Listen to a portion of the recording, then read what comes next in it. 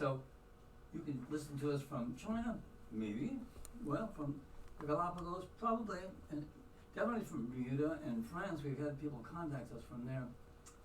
Anyway, so thanks for listening in. Want to give my heartfelt thanks, our heartfelt thanks to the Thrifty Quaker Thrift Store. They've supported us since the beginning, and most excellently, of course, they have shows how good their taste is. That they supported us. After all, we are very supportable and worthy. And by the way, if you should want to go by the Thrifty Quaker Thrift Store, they're at 13567 Midlothian Turnpike, also known as Route 60, and that's on the corner of Midlothian and Coalfield Road. It's actually called the Midlothian Station Shopping Mall. And they're right in the very apex of that. Great little place. Give them the stuff, but you don't need anymore, and they'll find a home for it, and they charge a slight fee for the transfer. Not a big deal. And then they give all their profits away at the end of the month. Amazing. You know, for capitalism, these guys are not growing very fast, but I love them. Anyway, that's just personal. So, I want to mention a couple of events coming up very soon. As you know, the New Year is coming up. In January 7th, Women's Equality Legislative Summit, which will talk about campus life, pay equity, domestic and sexual violence, pregnancy, women in jails, that sort of thing. And that is coming up on the 7th. On the 8th is opening day of the General Assembly 2020. 10 a.m., buses arrive. 10:30, pep rally. This is all part of the Women's Equality Legislative Summit. So if you want to check out the very first day of the General Assembly, this will be a good orientation, and you can go see your elected official. You'd be amazed. Elected officials see a lot of lobbyists. They don't see that many people, and the people they do say, you know, you want to make sure that you have your say, because even though people big checks and make a lot of winks at their politicians, when a real live voter citizen shows up, they're interested. And they have to answer to us. After all, we put them there. And we can take them out, but we can't manage them without coming to visit them occasionally. January 9th is going to be a very fun day. That's through ratification, sentinels are to greet legislators. This is a daily thing. And then on the 13th, tentatively, the Delta Sigma Theta Sorority, Inc., Founders Day Pass, HJ1, HJ1, and each chamber is going to be, you guessed it, Virginia, ratify the ERA. And the 20th is the day they're charging Martin Luther King Jr. birthday for the final ratification of HJ1, SJ1, which will be the verifying of ERA for the state of Virginia. Granted, we're 30-some years late, but the legislature at the federal level can extend the deadline, and they probably will, because after all, women are coming into their own. This is the year that women might get equal rights. I don't know, jury's still out, but at least we got a lot of people who are blocking the way, out of the way. Not that I take sides, mind you, I'm just after progress. Speaking of progress, there's a progressive soapbox warming up right behind me. In fact, the soapbox might be ready to take over the show. Are you ready, Mr. Soapbox? I am ready. Can you hear me all right? Take it away. All right.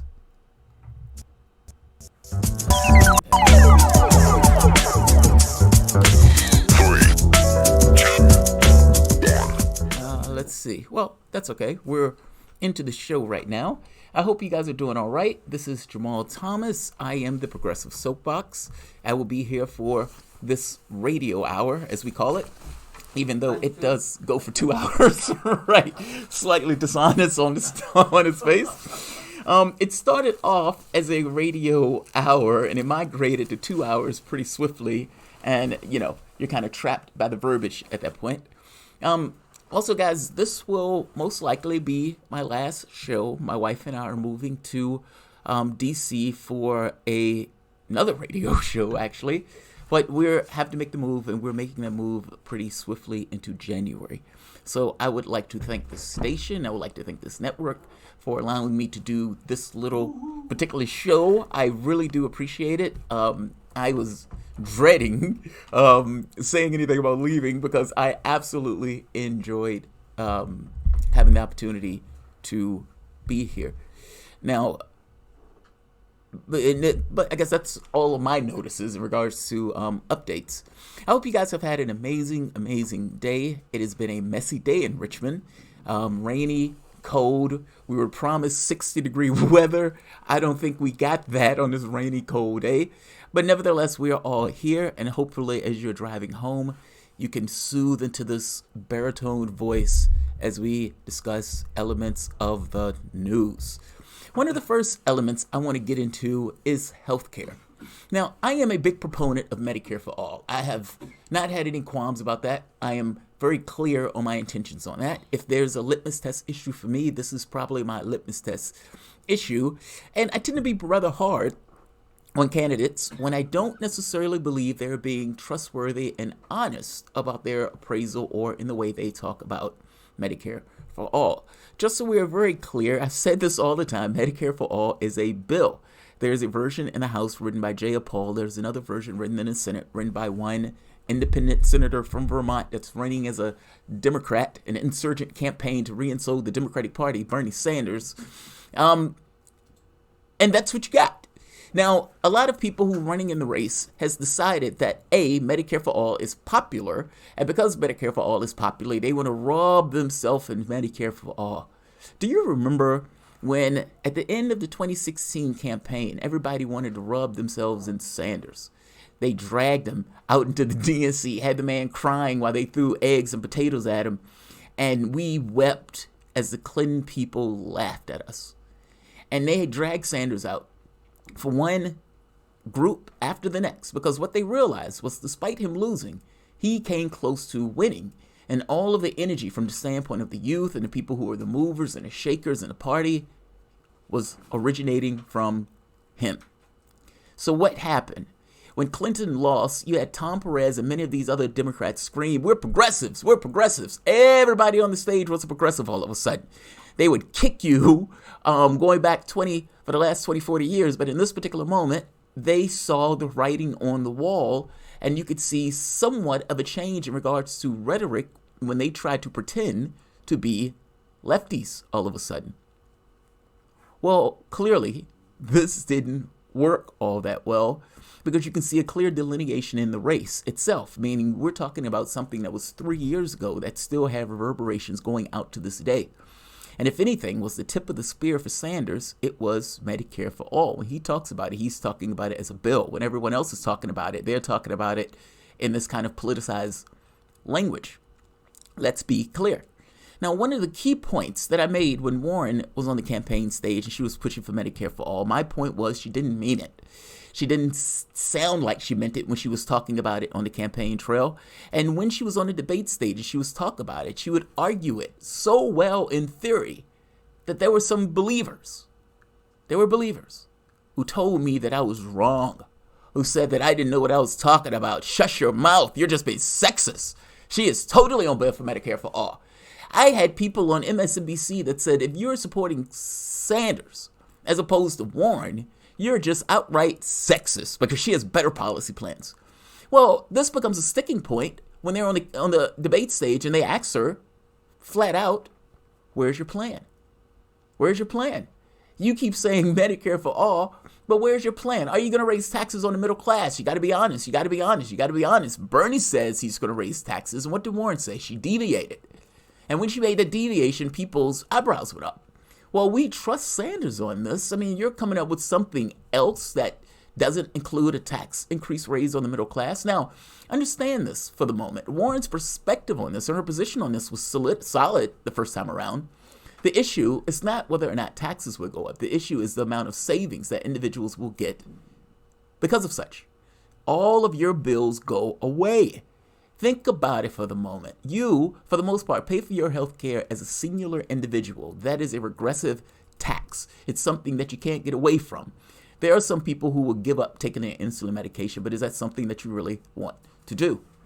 I'm making a point that allowing this to become a progressive tax where all of us pay to the degree to which we can pay will dramatically reduce costs for like 90% of the population. And not just that, be an increase in the amount of revenue that individuals are getting from their paychecks, because again, they're not paying for it directly out of pocket.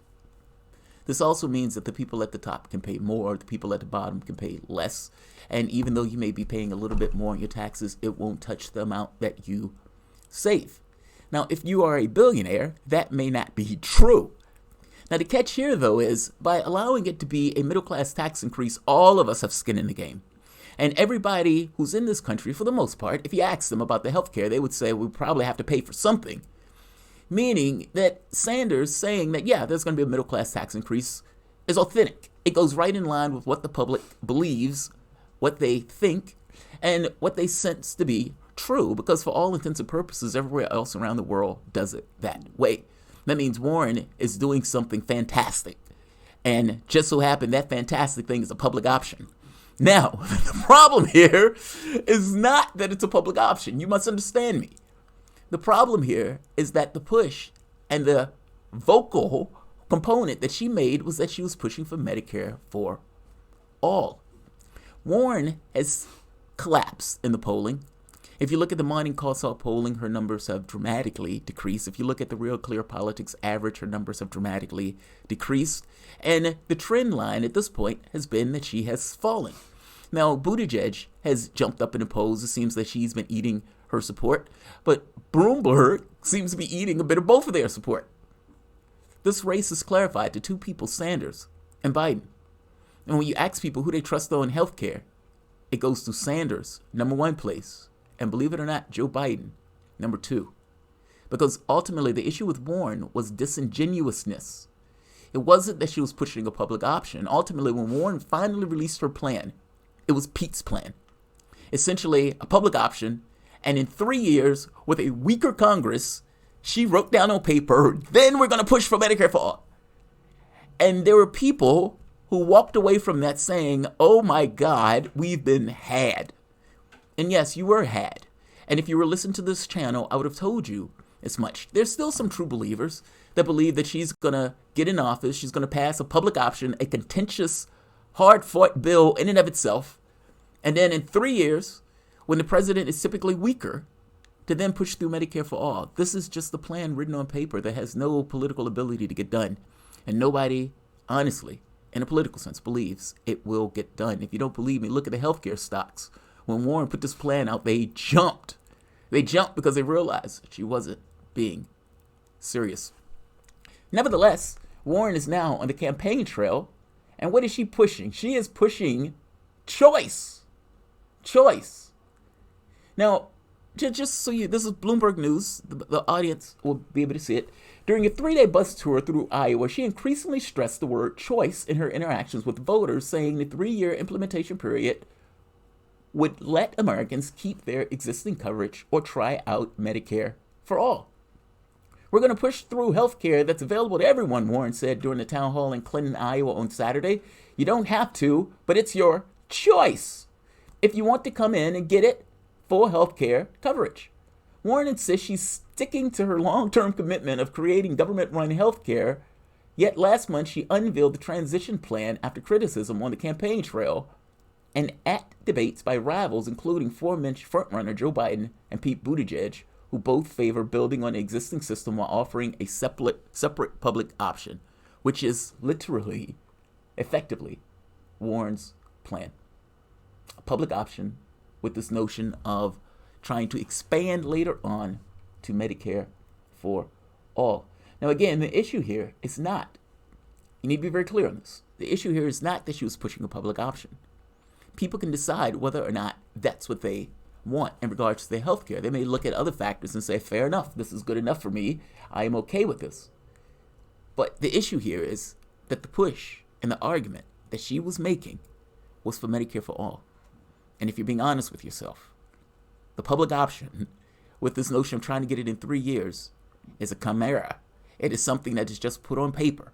It has no real political chance on getting done. My point is that people saw this and recoiled. They absolutely recoiled.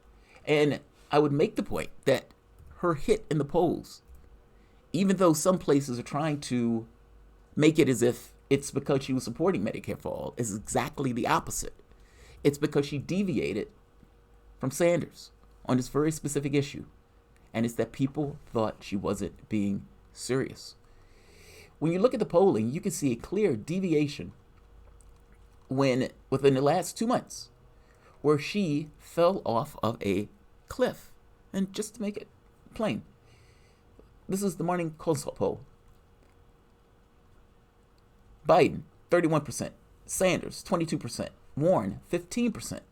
Now, the catch here is looking at the polling over time, and you can see a clear inversion where Warren had taken the number 2 spot rather strongly and then dropped to the number 3rd spot. And all of this happened within the context of 2 and 3 months, and all of this within the time frame where she was releasing her healthcare plan. The people who are on YouTube can see it. This number plummets. It falls off of a cliff. Now, here's the catch, though. You are pushing choice. This is effectively the same argument that Pete Buttigieg is making to some degree, disingenuously made, but the same one that he is making. I don't even believe he believes it to the degree that Warren believes it. But I want you to take a look at this. This is a campaign ad that's coming out in order to attack Medicare for all. The interesting part of this campaign ad is that it attacks people who are pushing for a public option and Medicare for all. Meaning, just because you backed away from it doesn't necessarily mean they're still not going to hit you. And by the way, there's a gentleman online who used to work for the healthcare industry. He says, when I worked in the healthcare industry, we were instructed to talk about choice based on focus groups and people like Frank Luntz, who wrote a book on how the GOP should communicate with Americans. I used it all the time in the industry, flack. Now, the catch here, though, is it's not really choice. Do you choose your healthcare? And think about the question. Do you choose your healthcare? Ultimately, you have a company that makes a choice based on what is cheapest for them. They give you the healthcare, or they may even give you a choice between 2 or 3, but that's not you making a choice. I mean, I hope that's clear. At any point, year after year, the company that I used to work for would change healthcare insurance companies. It wasn't my choice. It was something that they did. We used to lose healthcare insurance every year and would have to get a separate and another card. This is not choice at all. You don't choose. You are imposed a healthcare plan by your job. And fact of the matter is, if you get sick, if you get ill, if you lose your job, if your union goes into some kind of contract negotiations, all of that stuff is up for grabs. Fact of the matter is, Medicare for all is literally stability in this case. But let's hear the attack ad. As you know, there are going to be billions of dollars spent, or let's say hundreds of millions spent, potentially billions, in trying to stop any candidate, A, from getting a public option, but also Medicare for all. Meaning, if you've taken a hit in the polling in order to back this quote unquote choice, when you're going to get hit either way, whether you're pushing this notion of choice or whether you're pushing this notion of just the actual plan, Medicare for all. Let's hear it. Let's hear them do their thing. Control health insurance systems. They paid a lot of money for this, so I want to give them their... Like every mom, I care a lot about my family's health care. The new government control health insurance systems politicians are pushing are a real threat to our healthcare coverage and yours.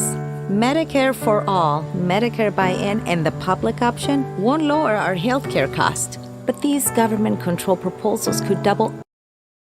Now think about that. Think about what she just said for the moment. Now this woman, she's an actress, and she's looking dramatically, completely authentically into the camera, and she's telling you that we pay twice as much as the rest of the world for healthcare, and we don't get better outcomes, by the way, whether that's infant mortality or whether that's our lifespans in comparison to other European nations that have healthcare systems, legitimate, real healthcare systems. Her argument is that a company or industry that is profit motivated, meaning the goal of these companies is to maximize their profit, whether you're dealing with your doctor, whether you're dealing with your hospital, whether you're dealing with an insurance company.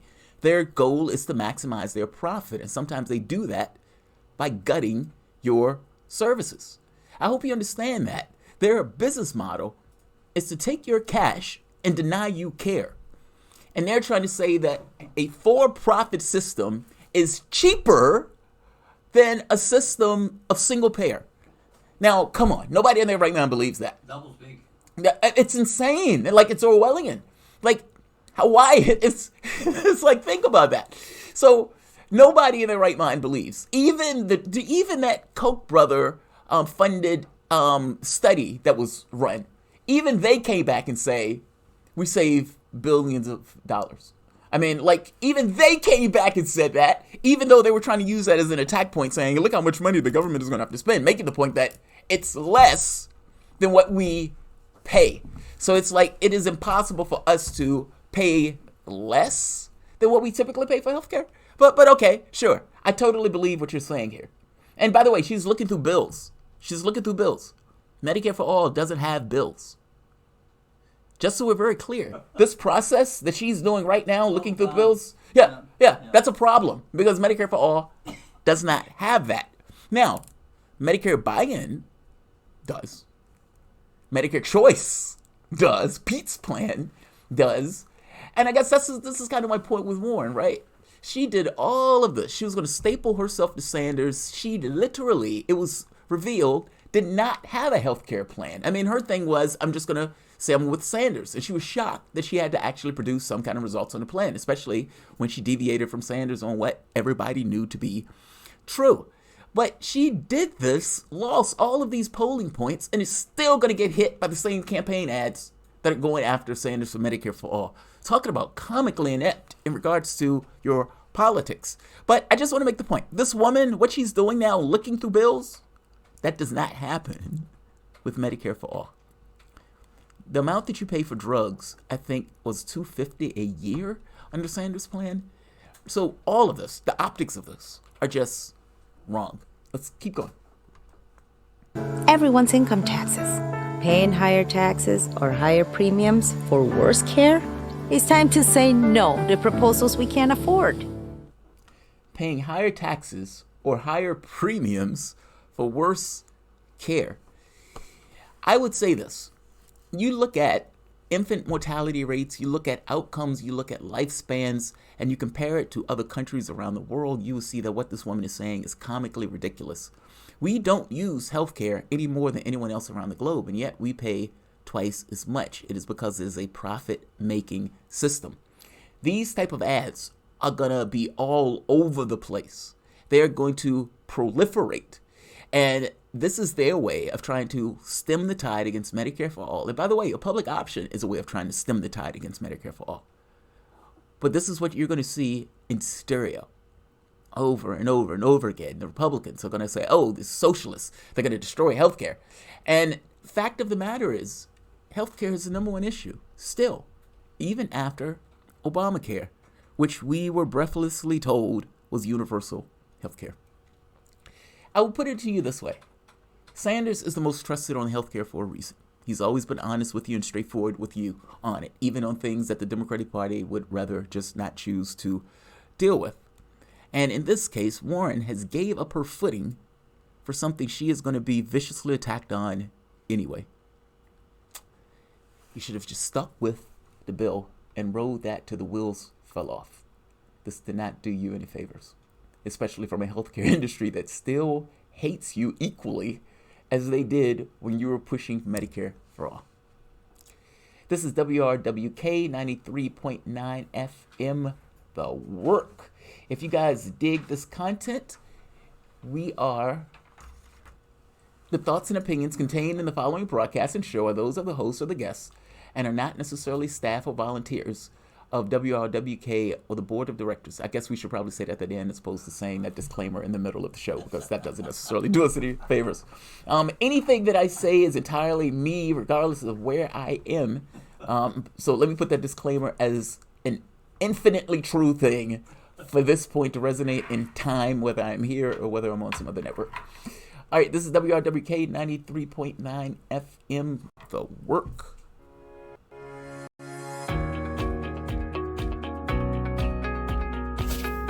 You are listening to the Progressive Soapbox Radio Show with Jamarl Thomas. Tune in live every Tuesday at 5 p.m. Eastern here on WRWK 93.9 FM. You can also always listen live online at theworkfm.org. That's WORKFM.org. Check out the website and click on the link that says Listen Now. If you are enjoying the broadcast, please consider underwriting this show or one of the other great shows aired here on WRWK 93.9 FM, your radio station of, by, and for the people. Jamarl will be taking calls during the last 20 minutes of the show, so please call in to share your thoughts and questions at 6:40 p.m. The number for WRWK is 804-464-1089. And again, the phone lines will be open only during the last 20 minutes of the show, beginning at 6:40 p.m. Thanks again for listening to the Progressive Soapbox radio show here on your local community station each and every Tuesday from 5 p.m. to 7 p.m. on 93.9 The Work FM.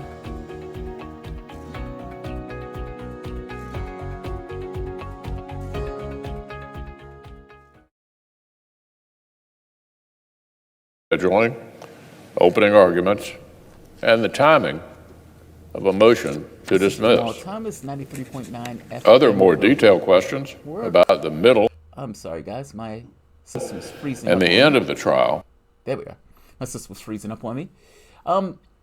So, and I want to thank my beautiful wife for that intro. I love that thing. So going to the next story, one of the news interesting tidbits was Musharraf. So do you remember General Pervez Musharraf? He was prime minister of, or you could say dictator of Pakistan. Now, Imran Khan is the person who's in charge or prime minister of Pakistan right now. But at the time, it was Musharraf. In fact, for the longest time that I remember, it was Musharraf. Well, Musharraf has been sentenced to death by in a treason case by the Pakistani court. And I'll just read it. The Pakistani court on Tuesday sentenced the country's former military ruler. Think of that, ruler. Okay, that's an awesome name for some reason. Like, not necessarily good in a democratic order or democratic practice, but just ruler. The guy, like, the notion that you can be called ruler. Former military ruler, General Pervez Musharraf, to death, sentenced to death, in a treason case related to the state of emergency he imposed in 2007 while in power, officials said. It's the first time in Pakistani's history that a former army chief and ruler of the country has been sentenced to death. Musharraf, who was sentenced in absentia, has been out of the country since 2016 when he was allowed to leave on bail to seek medical treatment abroad. He is living in Dubai, the United Arab Emirates, and is said to be very ill and unlikely to travel back home to face the sentence. I bet he is. I'd be pretty ill too. Oh God, my back. I can't get out of this bed. Bone spurs. Yeah, bone spurs. I would love to do something about, I kind of want to go back and face the trial, but Jesus Christ, my back, these bone spurs are vicious, man. So yeah, so Dubai doesn't have an extradition treaty, so it doesn't look like he is going to be extradited. So that's interesting. One of the other interesting things that I found while we're talking about odds and ends in the sense of the media, if my system can come back, one of the people who believes that we've forgotten him and believes that we've forgotten the things that he's done in the context of his time doing his job, and he is angry about this, a bit regretful about this, and is kind of in an interview is lashing out, maybe too strong, but definitely get his feelings across. We're talking about Harvey Weinstein. So Harvey Weinstein, the man who flagrantly, you could almost call single-handedly, kicked off the Me Too movement. I know a lot of work went into that from the standpoint of women, but it definitely has to have a pervy, rough-looking man that couldn't wait to get his palms on you, and had all sorts of power distinction in the process in regards to the jobs that he or careers that he could essentially bury or destroy.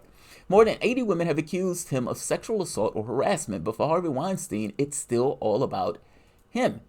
Now, Weinstein, he says, I feel like a forgotten man, the 67-year-old alleged rapist griped last week. Now, keep in mind, he is on trial for rape, and he is all of a sudden in bad shape. He's in bad health. That's why he's doing this interview, because he wants people to see that he's in bad health and bad shape. This is him getting out of, I guess, going into the court.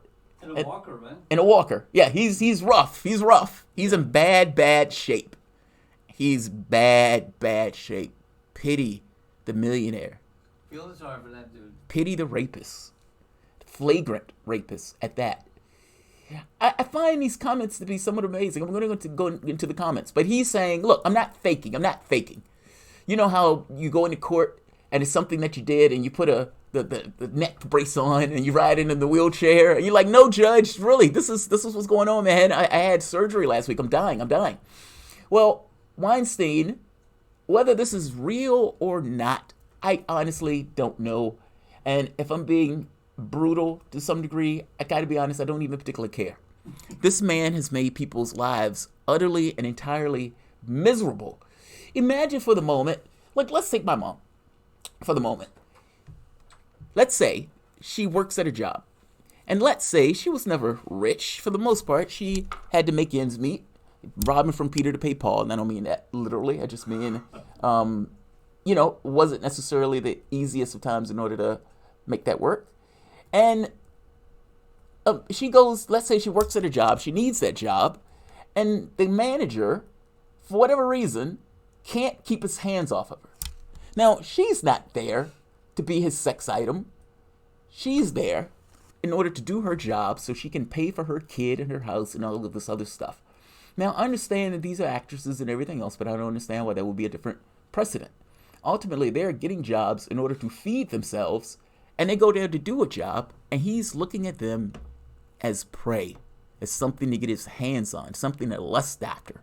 Some of the things that he did to these women is utterly and entirely disgusting.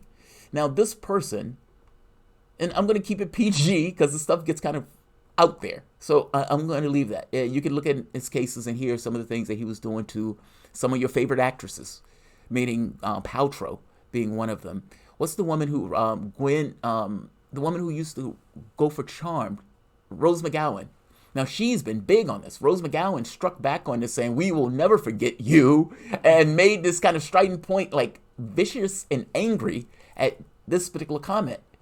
I feel like a forgotten man, the 67-year-old alleged rapist griped last week. Yeah, it's alleged, but only for a short period of time. He goes to trial next month. I made more movies directed by women and about women than any other filmmaker. And I'm talking about 30 years ago. I'm talking not about now when it's in vogue. I did it. I pioneered it, he bragged. It's all got eviscerated because of what happened, Weinstein said bitterly. My work has been forgotten. Think about that. The hubris, the narcissism. That was a joke that Michael Jackson should be able to molest one kid because he made Thriller. Now, you understand the premise of the joke, that Michael Jackson did some kind of artistic work, so he should be able to do X. Well, that's kind of this argument, right? I put all of these women into these positions of authority, and I put them all these lead roles 30 years ago. So, I should get some credence for good behavior. It's like, what? One doesn't justify the other at all. Like, just because you might have put women in those movies, it sounds like you put women in those movies so you can get your hands on those women, if I'm being honest. Yeah. So this is a burn. This is a burn. Can you imagine you being one of those women that Harvey Weinstein supposedly put in a position 30 years ago, and it just so happened that you were also molested and assaulted by Harvey Weinstein? Is that, does that ease the fact that maybe he did put you in that position? I don't think so. No, probably not. I mean, ultimately, if you were able to do well in that position, that means you were able to do that position without him molesting you. You didn't come to that job to be molested. You came to that job to do a job. And this notion that this guy is able to sit there and make these comments like this, these comments are absolutely tone deaf. And I would almost guarantee you this will be used in court. Oh, yeah. If he gets convicted, they're going to say, well, Honor, he has no remorse over this. I mean, he says he feels like a forgotten man. He made more movies directed by women than about any other film. As if the fact that he did that potentially so, justifies or at the very least excuses or puts some kind of weight on some kind of proverbial esoteric scale that makes this somehow a little bit less bad than what it actually is. These comments are extraordinary, and his lawyer probably should have told him to shut up over this as opposed to saying this stuff, because if I am his prosecutor, these comments, I am holding on to these comments because he's going to get convicted. I don't care. He could come in with a cast, a body cast for all I care. He is going to get convicted. And when he gets convicted, the prosecution is going to stand there and it's going to read these comments from this interview, and it's going to say this guy has no remorse. This guy is full of hubris and narcissism and believes that just because he might have put some woman in a position that woman clearly was eligible for anyway if she could do the job, that he should somehow get a pass for good behavior? Or just because he did a quote-unquote good deed? No. Time has come and gone for him to do the right thing. Yeah, I mean, it really has. I mean, some people can make these conversations about, well, would you get molested for $20 million in a film career? But honestly, whether that answer is yes or no, that's kind of besides the point, right? Should you have to in order to get a film career? And I would argue that this stuff needs to be expunged. I mean, I've heard people try to argue, say, oh, this is casting couch behavior. Like, this is kind of a behavior that, you have these careers and sometimes some women might put themselves out and so the guys get more familiar with it. Whatever. I find this stuff to be nonsense. It's a no to me. I look at this from the perspective of somebody who was raised by a single mom. And in being raised by that single mom, if she had to go and do a job with some kind of pervert, lusting after her, and, it's like, I can't lose my job because I got a kid and I got to pay for that kid. And so I, to some degree, have to end up with this situation of dealing with this guy who I can't absolutely stand. It's not as easy to say, I'm just going to get another job. Most people don't have $500 in the bank. Most people are living paycheck to paycheck. And I mean that when I say like a majority of so. So this notion, you could just get another job if that is taking place, is utter nonsense. I don't look at the Weinstein thing from this position of this multi-millionaire. And just to put it in perspective, this is Weinstein. And your kids become Sherlock Holmes. Right here. When Bernie said Hillary wasn't qualified. Right here. This is one of my favorite clips. That's only Robert. I tell you this. There's somebody out there who probably hates the fact that this trial is taking place because videos like this are floating about. Kraft adopted her. Yeah. That's a problem. He's got more money. This is doing well. It's terrible. I doubt that. Poor guy. It's He's true. stomping as a surrogate for Hillary Clinton. She said to me that when Bernie said Hillary wasn't qualified, they took that a little sexist, just like, how could the Secretary of State, 103 countries that she visited. I love this clip. Not so, in part, if I'm being honest, because he's surrogating for Hillary Clinton. This just trips me out like nobody's business. But the other part of this is he knows his sins. He knows his sins. And he's sitting there on that set, glad-handing with all of these other millionaires. All of them are rich. All of them are happy. And this guy is a apex predator. And in being an apex predator is calling somebody else sexist. Well, Harvey, I haven't forgotten you, buddy. And I think there's a lot of women out there, especially women who you might have had a hand in, or hand on, let's call it that way, who definitely haven't forgotten about you, which is why you're going to that trial and why you're going to be prosecuted and most likely convicted as a rapist. So, don't worry about being forgotten, big guy. You're not. You're not.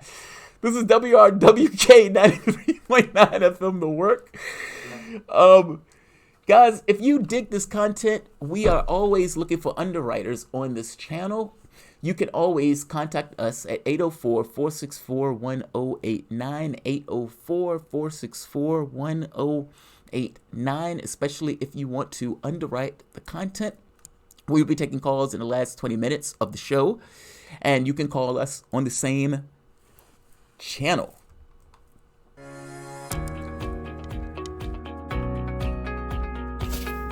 You are listening to the Progressive Soapbox Radio Show with Jamarl Thomas. Tune in live every Tuesday at 5 p.m. Eastern here on WRWK 93.9 FM. You can also always listen live online at theworkfm.org. That's WORKFM.org. Check out the website and click on the link that says Listen Now. If you are enjoying the broadcast, please consider underwriting this show or one of the other great shows aired here on WRWK 93.9 FM, your radio station of, by, and for the people. Jamarl will be taking calls during the last 20 minutes of the show, so please call in to share your thoughts and questions at 6:40 p.m. The number for WRWK is 804-464-1089. And again, the phone lines will be open only during the last 20 minutes of the show, beginning at 6:40 p.m. Thanks again for listening to the Progressive Soapbox Radio Show here on your local community station each and every Tuesday from 5 p.m. to 7 p.m. on 93.9 The Work FM.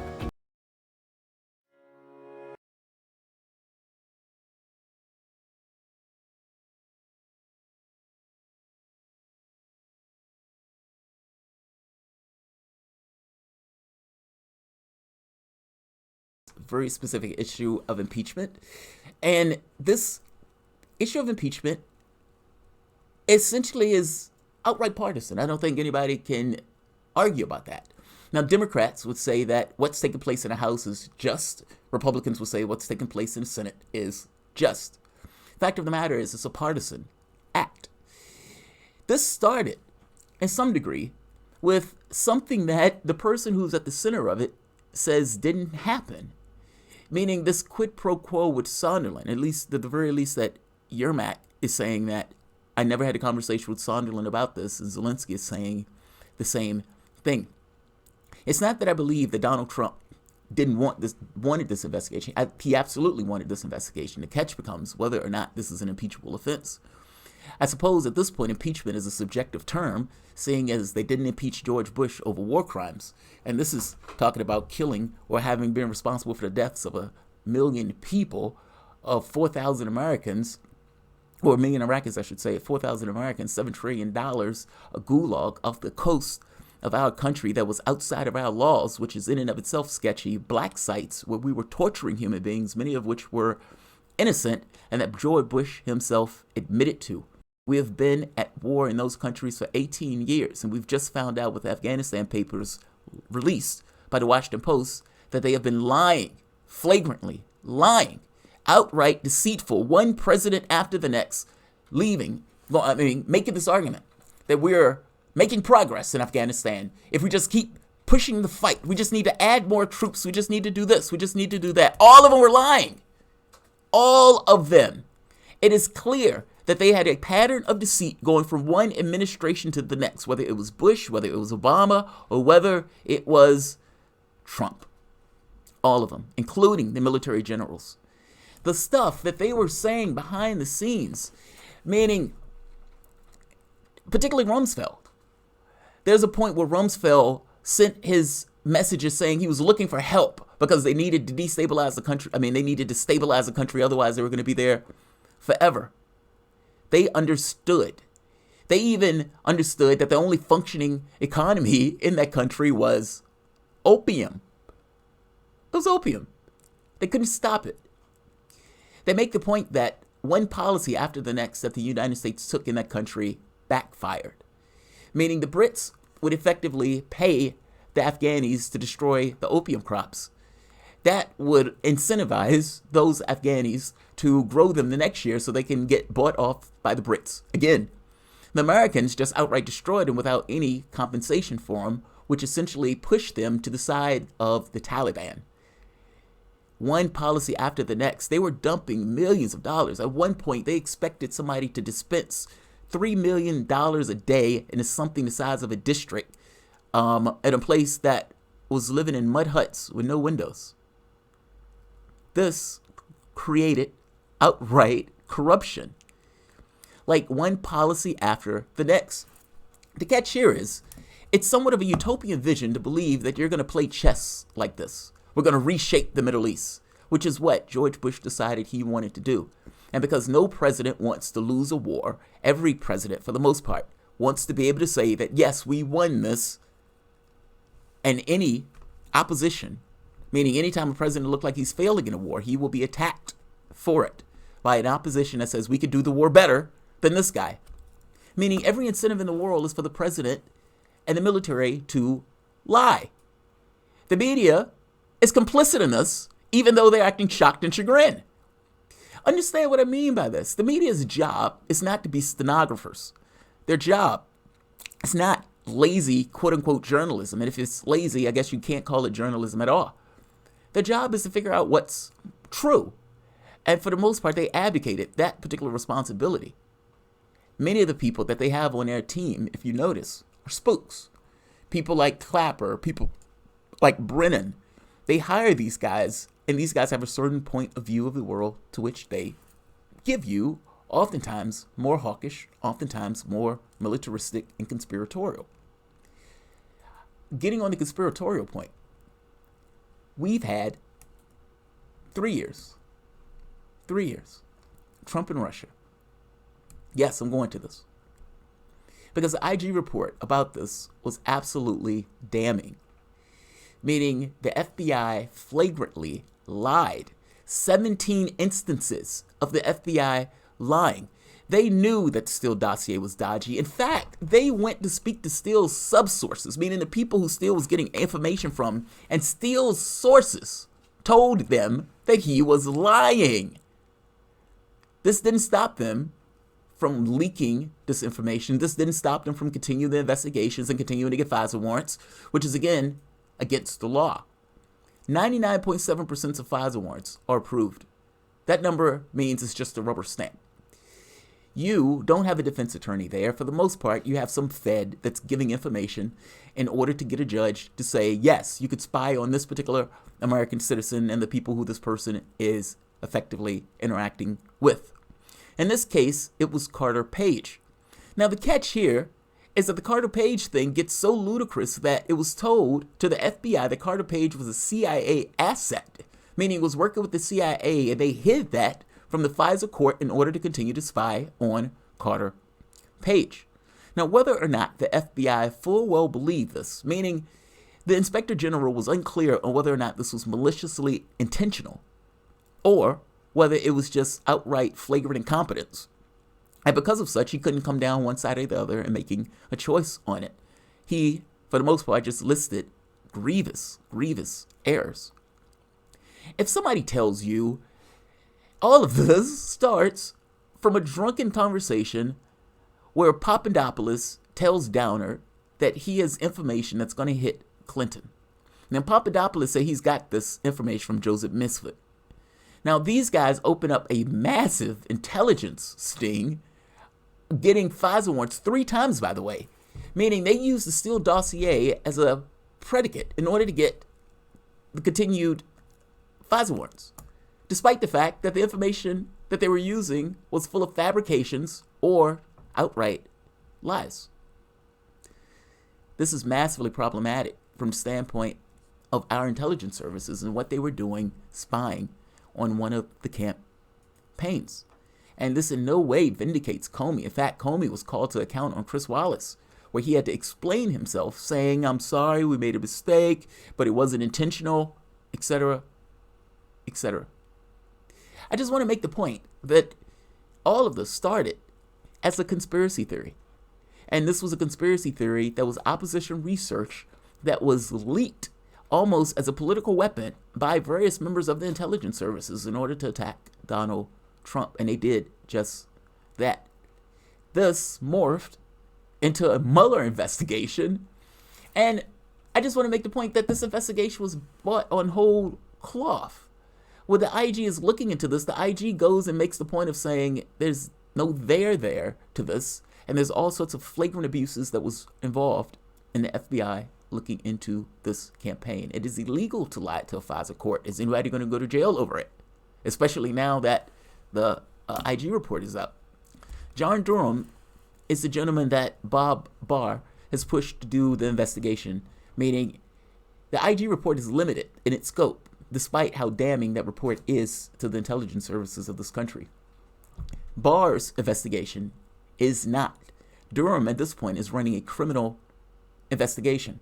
And Barr apparently had told the IG that he disagreed with his findings, meaning this kind of malicious intent and that type of stuff. Either way, we're going to find out pretty soon what John Durham has.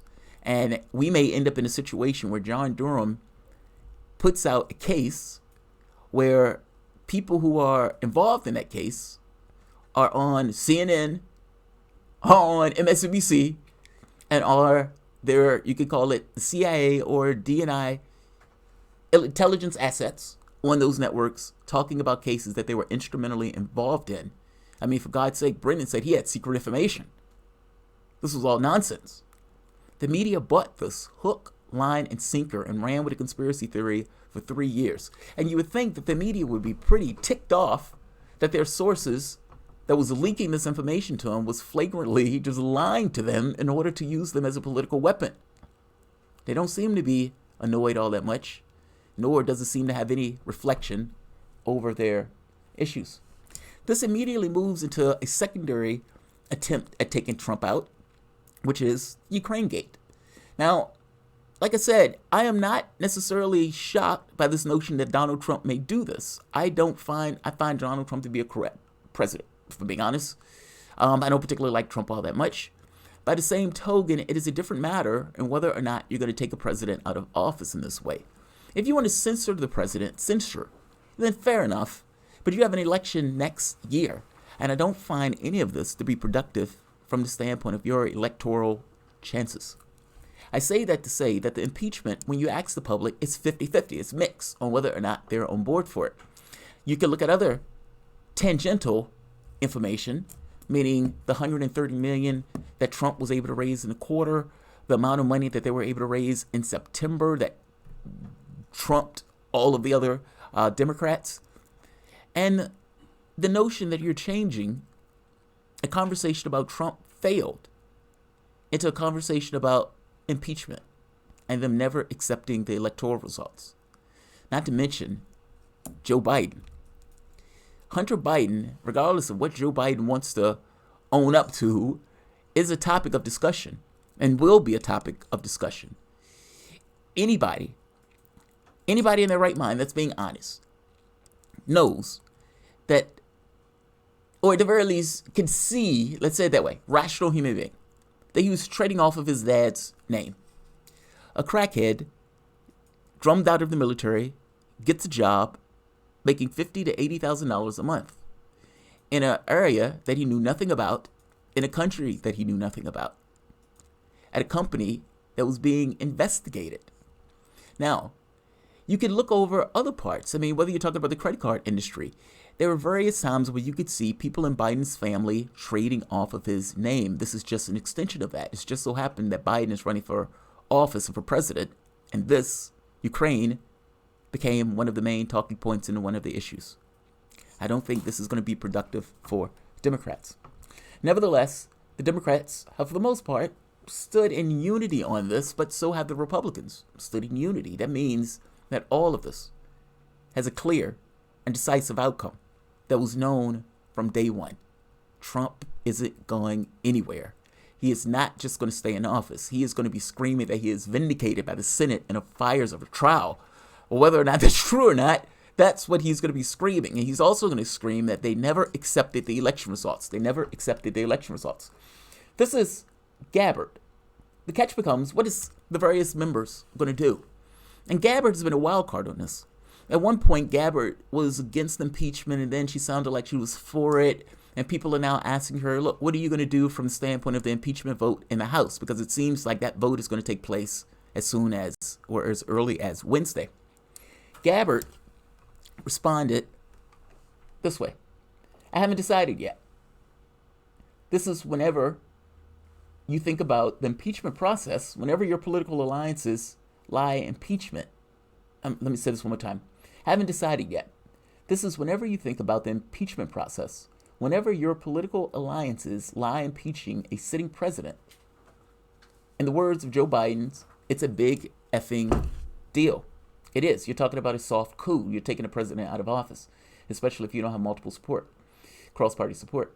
Tulsi Gabbard was asked if she was concerned about the turning away voters based on her impeachment vote. She said, "It's really important that every member of Congress cast their vote based on what's in the best interest of the country rather than what's in their political implications." I disagree with that part. I mean, yes, all things being equal, you do want to make a vote that's in the best interest of the country, but sometimes making a vote that's in the short-term best interest of quote-unquote the country, which is, again, somewhat is kind of nebulous, may have long-term consequences. Meaning, if you're making a vote for impeaching the president and that vote ends up losing you the election, well, the president is stronger as a result of something that you did. Why would that be a good action? And coding it in this thing of, well, it's just right because it's right. Well, I got to be honest with you. It's not right as an absolute. Ultimately, if Trump stays in office in the next term and it's related to this impeachment process, then it is not right. In fact, it would be an outright, utter failure. And I don't know how it's talked about in any other term. I understand that Democrats thought at some point they were going to be able to bring some Republicans on. Not so much. And I guess they thought that they could get enough fervor from the standpoint of the public that the public cared and the public paid attention. Again, not so much. The people that believe he's guilty. The people that don't. And that hasn't all that much changed. Even though people may, in fact, believe that he was doing something he had no business doing. And I gotta be honest, even I believe that. But it's a secondary conversation on whether or not that demands taking him out of office, especially when there's an election coming up next year. I agree with Gabbard on the censure thing. I don't agree with Democrats on the impeachment. We're coming up to an hour break. This is WRWK 93.9 FM, The Work. And we will be right back.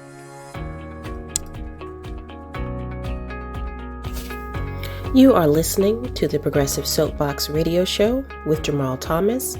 Tune in live every Tuesday at 5 p.m. Eastern here on WRWK 93.9 FM. You can also always listen live online at theworkfm.org.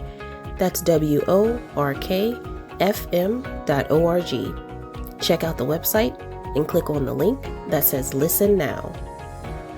If you are enjoying the broadcast, please consider underwriting this show or one of the other great shows aired here on WRWK 93.9 FM, your radio station of, by, and for the people. Jamarl will be taking calls during the last 20 minutes of the show, so please call in to share your thoughts and questions at 6:40 p.m. The number for WRWK is 804-464-1089. And again, the phone lines will be open only during the last 20 minutes of the show, beginning at 6:40 p.m.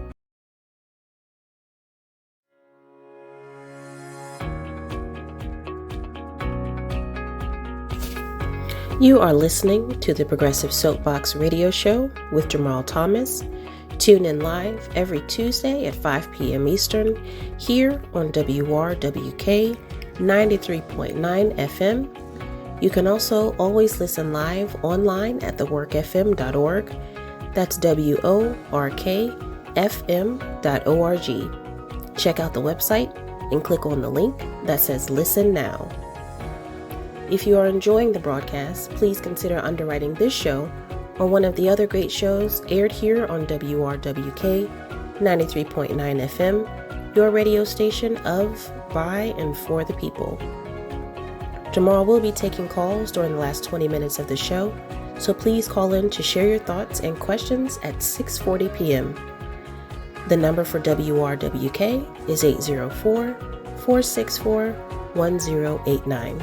And again, the phone lines will be open only during the last 20 minutes of the show, beginning at 6:40 p.m. Thanks again for listening to the Progressive Soapbox Radio Show here on your local community station each and every Tuesday from 5 p.m. to 7 p.m. on 93.9 The Work FM.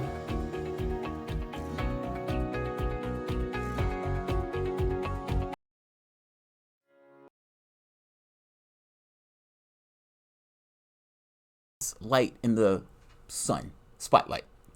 And whether or not he's been faring well in that spotlight, I suppose is up for question. Buttigieg, in one of his campaign events, he hasn't been necessarily the most transparent, and he's been attacked for his non-transparency. This is one of the exchanges that Buttigieg gets into about some of the people that are supporting him. Because keep in mind, Buttigieg worked at the company McKinley. Now, this is where this becomes to a head. Warren and Buttigieg have been somewhat of a food fight, attacking one another as of late. The issue is his work at McKinley. What were you doing there? And it seems that some of the tasks that he was doing was cutting wages, or cutting workers, I'm sorry.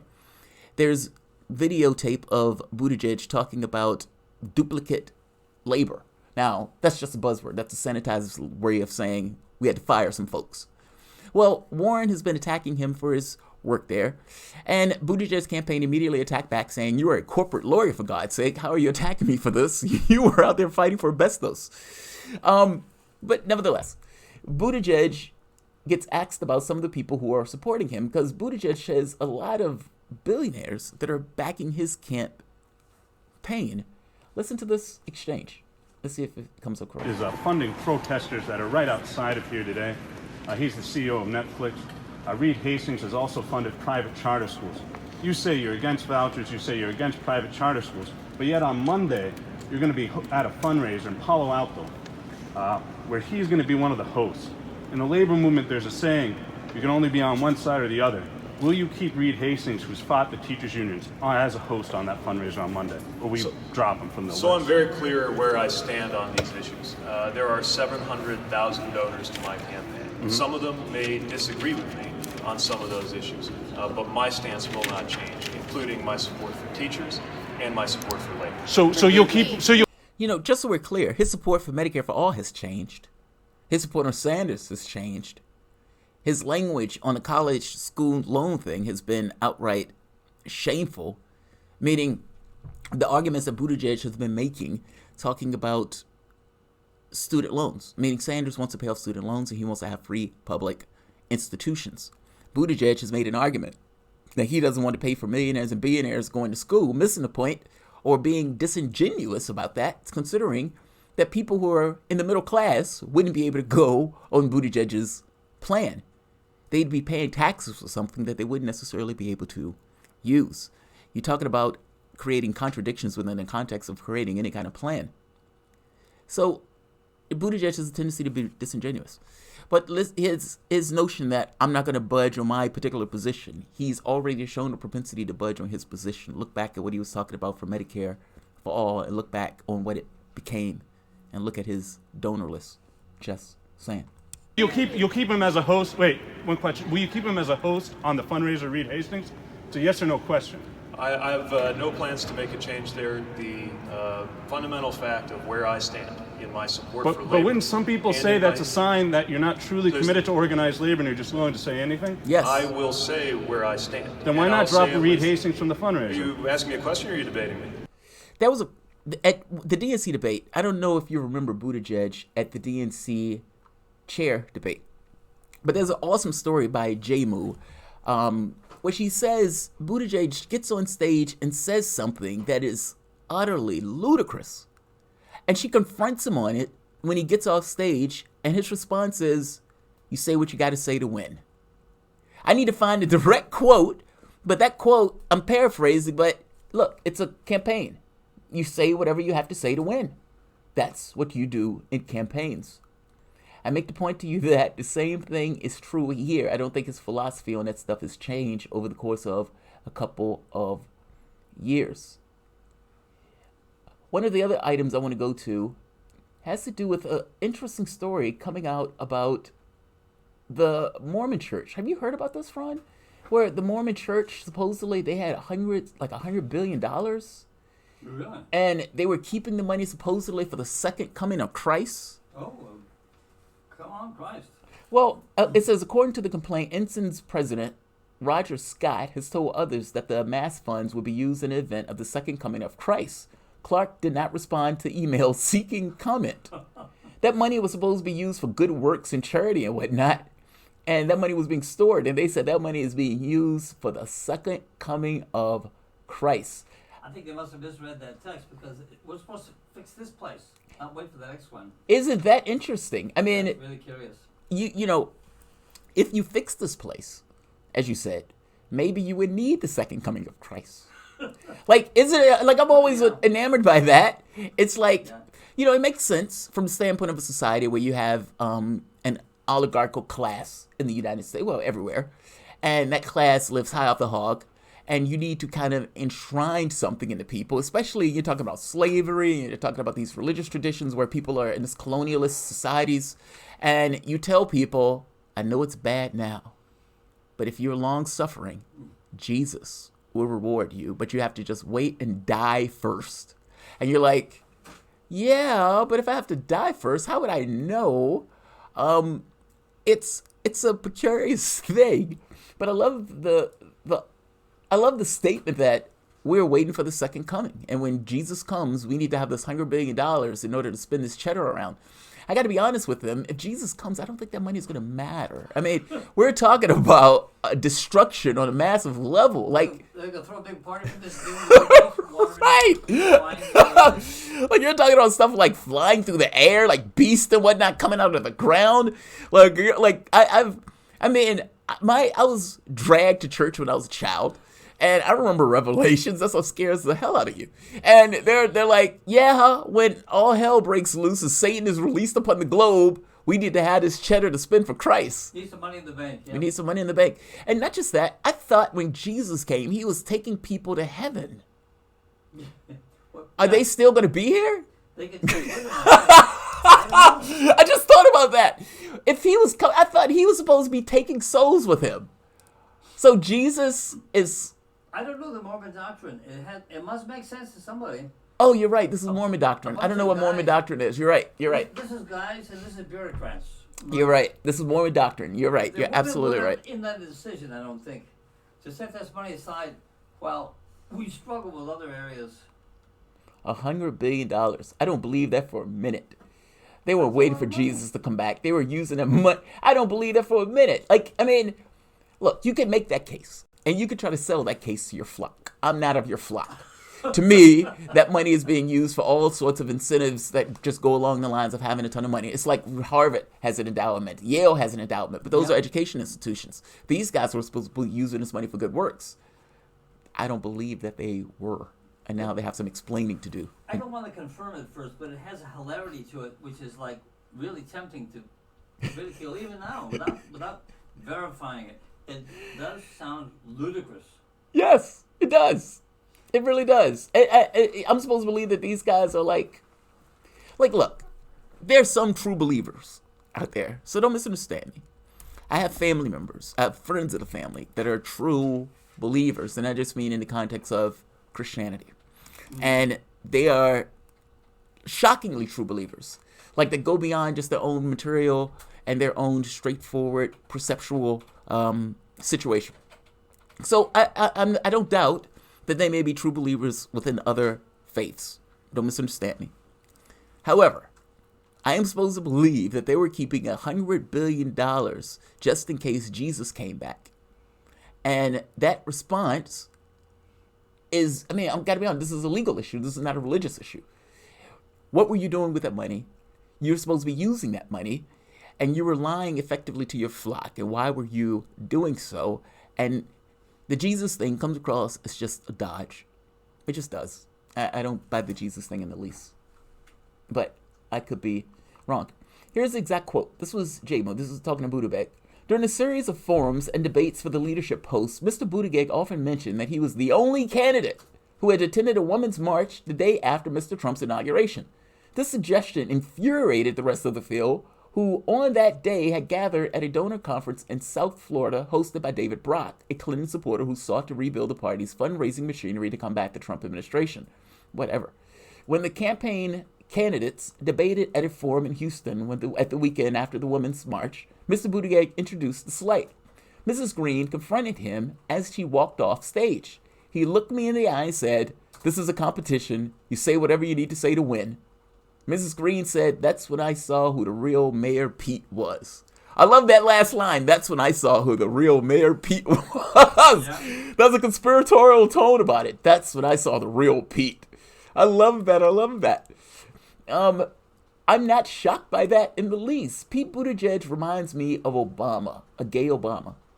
And people laugh when I say that, but I don't mean that as a slight in the least. I just mean that he's literally a gay man. I mean, for God's sake, he's married to another man, or has a relationship with another guy, which is neither here nor there. It's anything more than somebody being a straight man. It's just so happened that Obama was the first Obama, and he has a certain cadence about him in the way that he talks and everything else that is reminiscent of the way that Obama talks. Not to mention he's a blank slate in the sense that you can pretty much pin anything on him. He talks this hope-feely stuff that doesn't necessarily get tethered to the real world. And yeah, Pete will say whatever Pete needs to say to win. I believe that firmly. So that's what I mean when I say he puts you in mind of Obama in this sense. It just so happened that Obama was a force unto its own self. Even though he might have been a third-way Democrat, he was a thing unto himself. And he did have a certain poise and a certain way about him in the way in which he talks. Now, there are massive differences, of course. I don't think Buttigieg has as much charisma. I don't think Buttigieg can sing Al Green.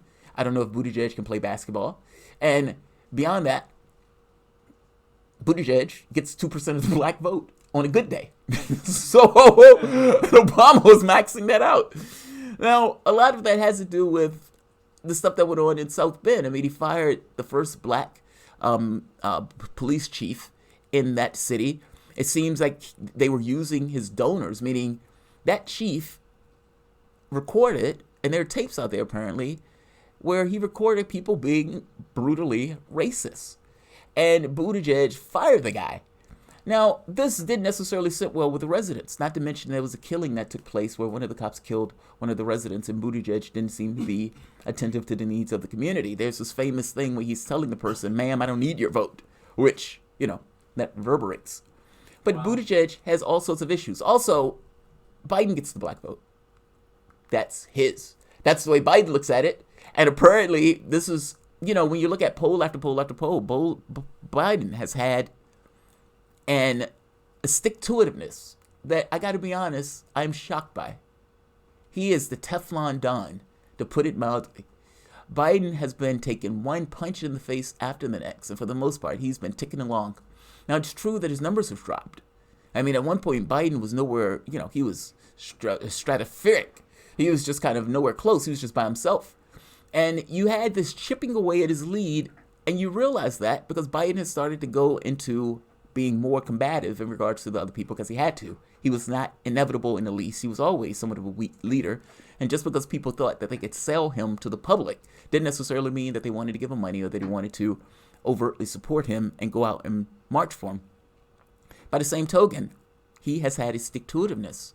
And this argument of electability it's worked for him. Meaning, despite the attacks, despite not knowing where he is in some cases, despite not remembering Obama's name and others, despite him seeming to have his stuttering back, in one case his eye blew a blood vessel during the debate stage. Like, it's one bad thing after the next. I mean, for God's sake, Biden got on the debate stage and said black folk can't raise their kids and that they need help and they should listen to record players. I mean, but none of this stuck.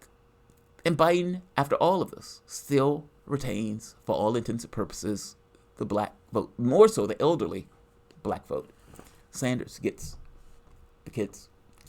This race is racking up to be fluid, to put it mildly. And, it's one of those things where you're stuck in this position of, honestly, Biden could win. I think Sanders wins this, if I'm being honest. That's my prediction. But Biden could win. And I know there are a lot of lefties out there who are pushing for Sanders and everything else, but Biden, if he takes Iowa and New Hampshire, then I think he wins it. If he loses Iowa and New Hampshire, let's say Sanders wins Iowa, New Hampshire, and Nevada, and he's already positioned well for California, and there's a poll right here that I'm looking at now, right here, just so we're clear. Let's talk election stuff. Sanders, number one, California, 26%. Warren, 23%. Joe Biden, 19%. Now, there's another poll out there with Sanders taking the first spot in California also. There's another one out there, I think, with Warren taking the first spot. But this race is fluid. I would argue that the race really does boil down to, however, between Sanders and Biden. That's the actual ideological basis of this argument that is taking place, that is being recouped from 2016, and it's being done in a way where there is not an inevitable candidate. The debate stages are getting less and less. Cory Booker has been begging to be let on the debate stage. Cory Booker sent a letter to Tom Perez begging to be put on the debate stage. He got shamed all of the other candidates to get on board with him, saying that there needs to be a person of color on the debate stage. He forgets that Elizabeth Warren is on the debate stage. She is Native American as any person, I suppose, that's not Native American. And there's Andrew Yang that's going to be on the debate stage. He just recently made the stage. I got to be honest, as a person of color, I look at this and say that if people of color wanted Cory Booker on the debate stage, they would have put him on the debate stage. The same thing is true with Kamala Harris. They made a choice. They chose to support some candidates over others. And Booker didn't apply. Booker has more billionaires than anyone else save Kamala Harris. And he's arguing that I didn't have all the money that I needed because there are billionaires in this race who's buying this race off. Again, let me repeat that. Booker has more billionaires than anyone else save Kamala Harris, if I'm not mistaken. I could be wrong, but I think it's those two at the top. When Tulsi Gabbard asked about saying that the process was rigged and the process was unfair and wanted people to back her on this, nobody did.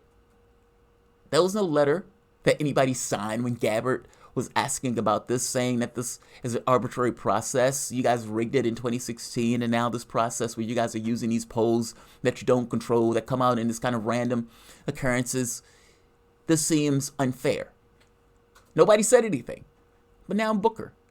What Booker wants is for them to have an either or, that you either meet the donor requirements or you meet the polling requirements. I'm not for this at all. Now, my issue here is the question becomes whether or not Bloomberg should be let on the debate stage. Now, Tom Perez, for the most part, has been pretty strident that, no, I'm not changing the rule set. This is a rule set that we all agreed upon. This is a rule set that we are going to run with.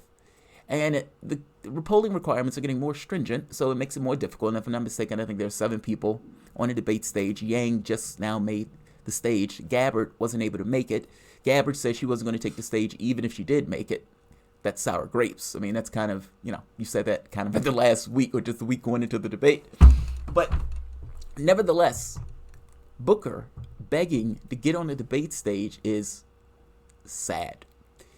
And the argument that this is somehow an issue of race, meaning race being invoked, making this case that, hey, we should have a person of color on the stage. Again, the public chose. They chose. African Americans, I know we had a black president once. We're not going to be able to get a black president in perpetuity. And Cory Booker, if he was more like Sanders, they might have voted for you. I make that point to say that people made their choice on policy grounds, but also on field grounds. And those policy and field grounds went to 2 camps. One, we want fundamental change in the way that this society is run. And 2, we want to go back to the feel-good days of Obama. And that's identified by either Joe Biden or by Bernie Sanders. And I'm unclear on the reason and rationale that anybody else is in this race. Gabbard can say she's a soldier, fair enough, but that doesn't seem to be getting over the hump. And basically what you boil down to is 2 ideological paths of what the Democratic Party is going to stand for. This is a hegemonic shift in the party, and it's a shift that needs to take place, that has been screaming to take place. I put this to you this way. If you think back, Al Gore, centrist, lost. John Kerry, centrist, lost. Obama ran as a lefty. I mean, the guy was screaming hope and change in every mic that he could find. No, he didn't mean it, but yes, he cast himself as that. Won. A president that's in office have a much greater chances of winning just because they have the bully pulpit. he wins the second election. Less numbers, but he wins the second re-election against Romney. He's not talking about hope and change at this point. He's talking about just vote me back in. This other guy is a plutocrat. Clinton ran as a centrist. Lost. What do we have in common here? All of these guys, for the most part, ran as outright centrists and lost. And yet they tell us that a lefty can't win. Sanders is blowing out stadiums. Biden is not blowing out stadiums. But again, the theme and the reasoning for Biden's candidacy is, I'm more electable.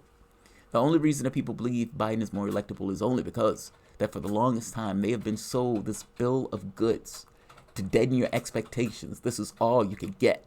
Bow, kneel at the church of incrementalism. This is all you can have.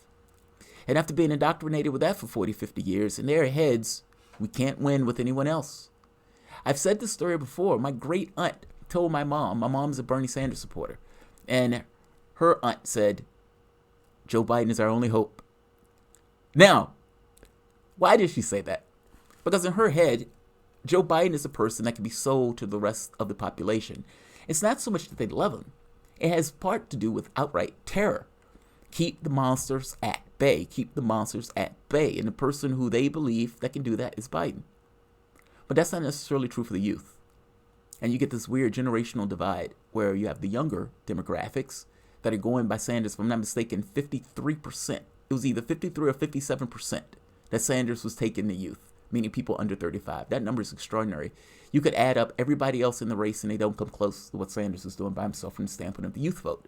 By the same token, if you look at what Joe Biden is getting in the elderly vote, he's getting major numbers, meaning Sanders is not getting as much, nowhere near as much. I think he was polling at single digits in the elderly vote. Needless to say, this race is fluid, because that's ultimately my point. Biden is a weak front runner, even though he's showing a strong national polling lead. But elections aren't won in national polls. Elections are won through the states. And there is a such thing as momentum as you're going through various states. People that I talk to have this weird belief that Sanders can't win, even though they don't necessarily know why. I would talk to family members, and they would say, yeah, I mean, they're going to cheat him again. That's possible. He's just a man. He could be cheated. But assuming that it's not as onerous as you think it is, where they're just outright directly doing so, why can't he win? And that becomes a little bit more nebulous. By the same token, they fervently believe that Biden can win, despite the fact that Clinton lost. And we're talking about this in a world where Trump, who they fervently believe had no chance of winning, won and is in the White House. I will put it to you this way. This election is fluid. It is possible that Sanders can take those first three states, take California, and he takes the nomination. By the same token, it's also possible that Biden takes, let's say, a share of those first two states, blows the doors out of South Carolina, and gets a passable in California, and ekes and drags some carcass over the polling line. Both of those things are possible. The Biden one terrifies me because I actually do believe Biden loses to Trump. This is an election where his glass jaw hasn't been tested and people have been protecting him, especially in on the media. When Castro gently joked him about his memory, people flipped out. And I thought to myself, do you honestly believe that Donald Trump is going to gently do anything? He's going to scream to high heaven that Joe Biden is sleepy, that he's out of it, that he has no reason being in his office, that all of these things, that he's corrupt, that his kid was corrupt, that his kid was a crackhead, that his kid was a deadbeat dad because he got a stripper pregnant. He is going to bring all of this stuff up. All of this stuff will come into fruition, which is kind of my point, that primaries are there to inoculate the person who's running, not to protect and to coddle. It's not that I want these guys to be belligerent towards one another, but let's just be very clear that the Republican Party is not going to coddle you. Just be aware. Primaries are meant to be competitive. And right now we have a fluid primary that honestly could go either way.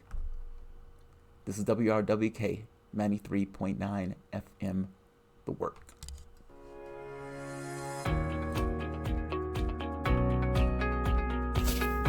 You are listening to the Progressive Soapbox Radio Show with Jamarl Thomas.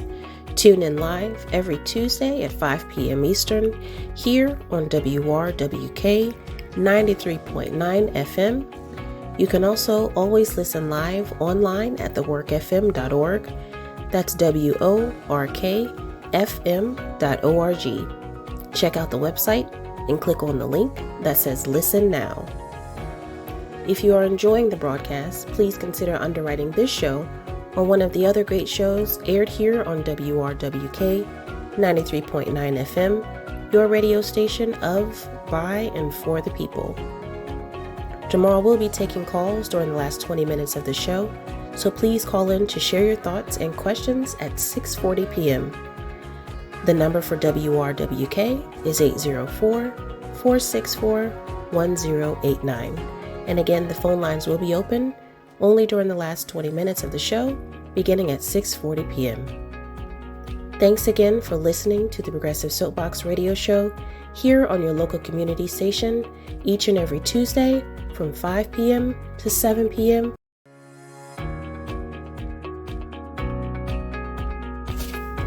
You are listening to the Progressive Soapbox Radio Show with Jamarl Thomas. Tune in live every Tuesday at 5 p.m. Eastern here on WRWK 93.9 FM. You can also always listen live online at theworkfm.org. That's WORKFM.org. Check out the website and click on the link that says Listen Now.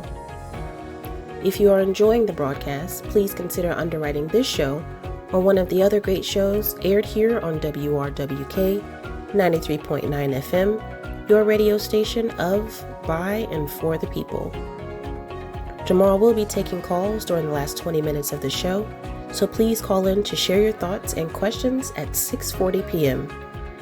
The number for WRWK is 804-464-1089. And again, the phone lines will be open only during the last 20 minutes of the show, beginning at 6:40 p.m. Thanks again for listening. And we are back for our last 30 minutes. I want to go to Nina Turner. Nina Turner, like I said, campaigns are supposed to be competitive, but it became clear that there seems to be a truce order between Sanders and Warren. Now, I got to be honest, this has concerned me to some degree because there were a moment in time where Warren had caught up past Sanders and was doing extremely well. But Sanders, for the most part, kept ticking along, kept doing his message, kept staying consistent. His base of supporters didn't go anywhere. And he was able to essentially regain the lead and is still surging in the various polling. In fact, he's had a slew of movement in the various states, be it Iowa, expanding the base, or even in California. One of the things I want you to hear in this, the campaigns aren't supposed to attack one another. And the surrogates have to talk about this stuff in a very particular way, not using the names of the individuals. Now, I always find this to be funny because everybody knows exactly who you're talking about, despite you not using their names. But there's a logic to this, right?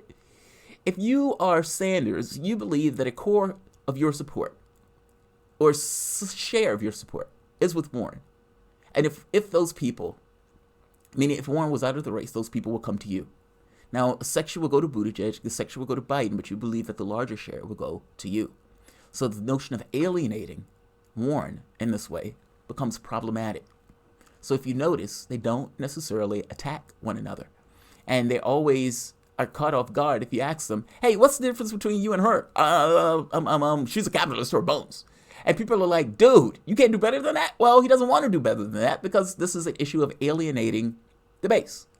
Now, there's a logic to this. If you look at Morning Consult, what you find is that Warren supporters would go to Sanders, and Sanders supporters would go to Warren. So this notion of the two not necessarily hitting each other makes sense. But that goes for the campaigns. That doesn't necessarily go for the people who are supporters, because those people hit each other all the time.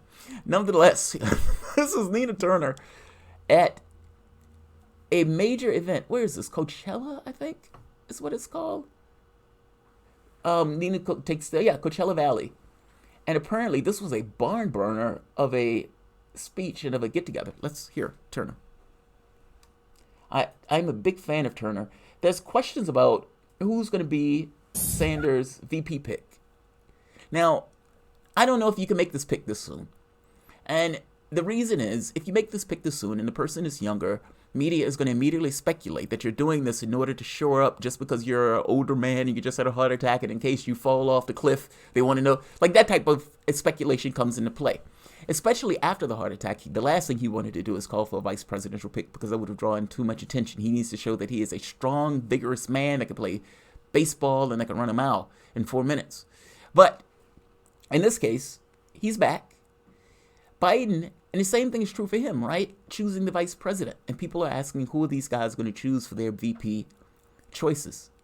Speculation has come up about Nina Turner. I don't know. It most likely will be someone who is younger. And I would imagine it's going to be somebody who he has confidence in a certain authenticity that he knows that will lead on or go along with his lead. You don't want to have the situation like in Ecuador where Corella leaves and Moreno stays in office and all of these guys are believing that this guy is similar. He's an anti-imperialist and all this other stuff. And he gets in office and he's an absolute complete neo-lib. He does a 180 and he's for the most part a right-winger. So whoever he chooses, that person is probably going to be there to back up his legacy. And yeah, let's be honest. He does have some age on him. And in case anything happens in an office where he's infirmed, it is clear that he needs to have somebody who can back that up. God, I hope that's not Warren. You have no idea. And it's possible that they might look at this as this kind of unification ticket and so forth. But God, I hope it is not Warren. Let's hear Turner. I would love to have Turner, but I don't think it's going to be Turner.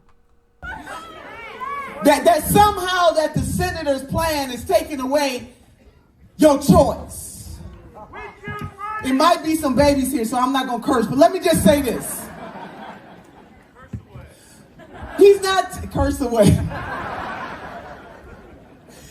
He's not taking away your choice. You still will have your choice of doctors. Hello, somebody. Your choice of hospital. Come on, somebody. What you will not have to worry about is co-pays, deductibles, and premiums. Oh, your choice is still there. So for the neoliberal class and the folks who are pretending like they really care, the choice to die in the streets is no choice at all. Medicare for all. That's strong. I've said before, I want Nina Turner at my funeral as a hype woman for my funeral. She is so good at this. And this goes back to 2016. I mean, you can make an argument that she's getting the last laugh. Do you remember she was supposed to be the person who was going to introduce Sanders at the DNC convention? And at the last minute, they said, no, you're not going to do it. Clinton and her camp didn't necessarily want her to do it, and they sent her essentially packing. And she's walking back solemn, and they're asking her, why aren't you on that stage? And she's a politician to the end and doesn't necessarily entirely want to answer, even though the answer is written entirely on her face. So she's stuck with them all of this time, and at this point, it's been rewarding. I mean, she's really good at what she does on this front. The other point I want to bring up, the Supreme Court won't revive the law barring homeless people from sleeping outdoors. Now, this is the stuff where you would fine a homeless person for sleeping outside, like a cop will go. And by the way, Buttigieg got rid of a huge embankment during Christmas. There was a huge area of homelessness in his area of South Bend, and he sent the cops out there to get rid of all those homeless people out on Christmas. They were already homeless, as if in their situation couldn't get that much worse. It did get worse under Buttigieg. But I find this to be ludicrous on its face. I find, the law ludicrous, meaning this notion that you could fine a homeless person for being homeless. What are they going to pay you with? I mean, come on. What do you expect the homeless person to pay you with from the standpoint of you charging them and hitting them with a ticket and a fine? And I have to be honest, just, extrapolate it out and just give them money. I mean, ultimately, you're saying you're going to fine these guys. And if these guys can't make it to court or can't pay the ticket, what are you going to do? Ultimately, you're just going to put them in jail. How much does it cost to put a homeless person in jail? And how much does it cost to keep them in jail? And if, indeed, you're going to end up housing a homeless inmate anyway, why don't you just give them the money or provide the housing? Like, it's a ludicrous proposition. I don't think that person wants to be homeless, and the notion that you're going to charge somebody money for being homeless is extraordinary. Here's a newsflash. The person who's eating out of a trash can doesn't want to eat out of a trash can. And you giving them a ticket, you know, if they could pay that ticket, they could probably buy a hamburger also. No, but they're eating out of a trash can. I'm making the point that they're living on the streets. And you're giving your state, who has a responsibility to some degree, to ensure that they're not living on the streets. At least in my world, there's a responsibility that the state has to ensure that the individuals who are in that society are, to some degree, taken care of. And I don't think it's a health benefit to be living on the streets, nor do I think it's in the benefit of the other people who are in society for people to be living on the streets. Not choice, no. It's not choice. Nobody chooses to live on the streets. I find this to be ludicrous that this is where we are. Like, we are finding people. There was one thing in California where there was a robot that would go by and shame and kick homeless people off the street. Did you see this? There was a little robot that they were having riding the streets, and people got angry. How dare you have this robot do that? The issue is not the robot. The issue is the fact that your society allows this to take place. I mean, this is ludicrous. And to put it in context, Mike Bloomberg has gotten into the presidential race in his vanity project presidential running. He has spent $100 million. Really? Already? In what, 2 weeks? $100 million. A billionaire. The other billionaire in the race, a lesser billionaire, a poor man's billionaire, spends $80 million. Tom Steyer. Uh-huh. Now, the next closest person is Sanders, and I think it was like 10 million or 12 million or 20 million at the most or something. Like, it was nowhere close, nowhere near it. Mm-hmm. You essentially have billionaires that just got into the race and decided to spend ungodly sums of money. He could spend $1 billion in this race and save money as opposed to a Warren or Sanders getting in office because they're going to tax the, you know what out of him. So he's spending $100 million. Now, they're fining people for being homeless, or want to fine people for being homeless. Let's put that in context. When I say billionaires shouldn't exist, it's for stuff like this. This vanity project of an election where he's terrified of being taxed and paying his fair share, when in all reality, that $100 million could actually go to end that homelessness crisis altogether, all across the United States. You could ask, I'd love to ask him that question. Nobody's going to ask him that question because it's unclear whether or not he's going to be on the debate stage. But Krista Ball made this argument that she wants him on the debate stage. I don't know. I don't know if I agree with her, even though I get her point. And I think her point is legit. Her thing is, by having this billionaire running around spending ad buys with $100 million ad buys, and he could do this month after month after month after month, $100 million each month in ad buys, just putting out ludicrous nonsense, as opposed to having him on the debate stage where you can call him on that nonsense. Meaning, her argument is the ad buys allow him to make an argument without ever being challenged on the argument, as opposed to him, if he's on the debate stage, being able to be owned and challenged, especially by Sanders, who said billionaires shouldn't exist and seems to look like a younger man when he's attacking Michael Bloomberg. So I don't know if I agree with her. Maybe. I don't like bending the rules in this case to allow this billionaire into the race because it feels like he's just trying to buy his election. 5%, $100 million gets you 5%.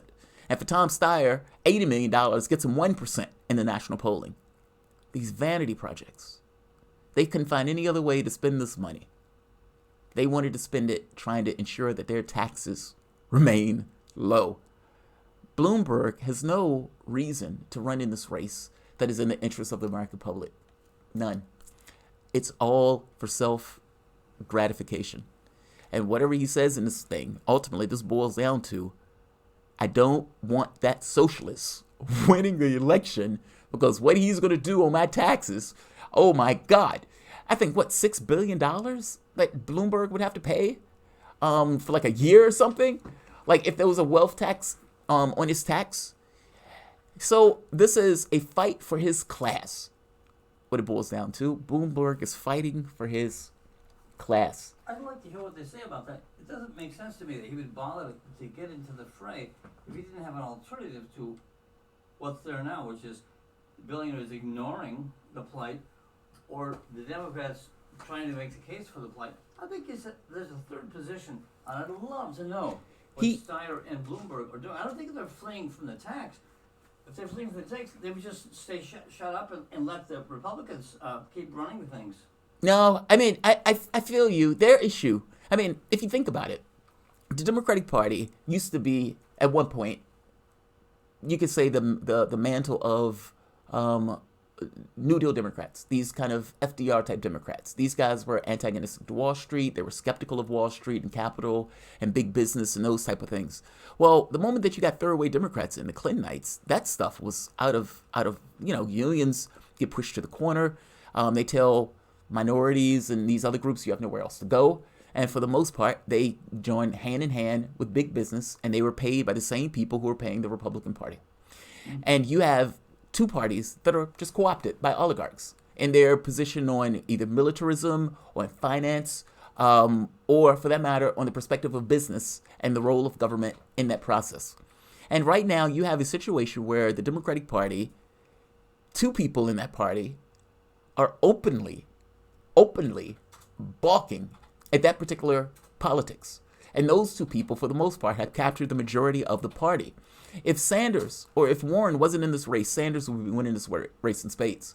And you can make an argument that if Sanders wasn't in the race, see, I don't believe Warren would be winning in spades. He has certain defects.